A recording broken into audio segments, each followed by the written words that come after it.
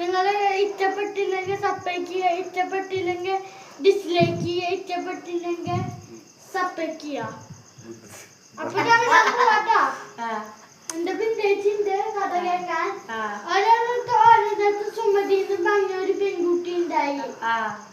സുമതി അത്ര നല്ലതിന് പാവപ്പെട്ട കുടുംബത്തിലായിരുന്നു സുമതിയുടെ ജീവിതം.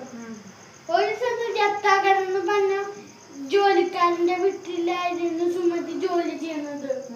അത്ര നിലയിലായിരുന്നില്ല സുമതി. ഒരു ദിവസം ജത്താകരന് സുമതിയായിട്ട് പ്രേമമായി. സുമതിക്ക് വീട്ടുകാർക്കും സമ്മതമായി. ഒരു പ്രേമിച്ചു, കല്യാണം കഴിച്ചു. പിന്നെ ഈ സുമതി ഒരു ഗർഭിണിയായി. ഈ അത് ഇഷ്ടപ്പെട്ടില്ല. സുമതിയുടെ ആഭരണങ്ങൾ തട്ടിയെടുക്കാന്ന് വിചാരിച്ചു.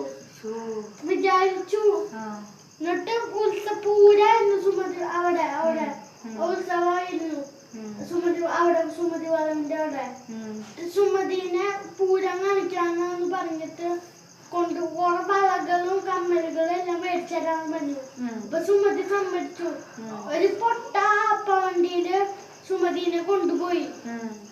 സുമതിനെ കൊണ്ടപ്പോ പാവം സുമതി ഇതൊന്നും മനസ്സിലായില്ല, ആക്രമിക്കാൻ പോവാന്ന്. എന്നിട്ട് ഈ സുമതിനെ കൊണ്ടുപോയപ്പോ ഒരു വള പറ്റിയപ്പോ സുമതിക്ക് മനസ്സിലായി കൊല്ലാൻ പോവാന്ന്. സുമതി ഓടി, അറ്റത്ത് കാട്ടിന്റെ അവിടേക്ക് ഓടി. കാട്ടുവലകളൊക്കെ കൂടി സുമതിനെ പിടിച്ച് കെട്ടി എന്നിട്ട് കത്തി അറുത്ത് കൊന്നു കൈത്ത്.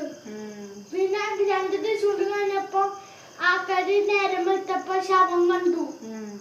എടുത്തു മോർച്ചറിയിൽ കൊണ്ടുപോയി. ജത്താകരനെ പോലീസ് പിടിച്ചു. പിന്നെ സുമതി വളവിന്റെ പേരെങ്ങനെ വരാങ്ങാനം പേടിച്ചില്ലേട്ടാ. സുമതിയുടെ പേര് വരാങ്ങാനം. സുമതിയുടെ പേര് വരാങ്ങാനം. ഈ വളവിൽ കൂടെ പോകുമ്പോ വണ്ടികൾ പഞ്ചറാവുക.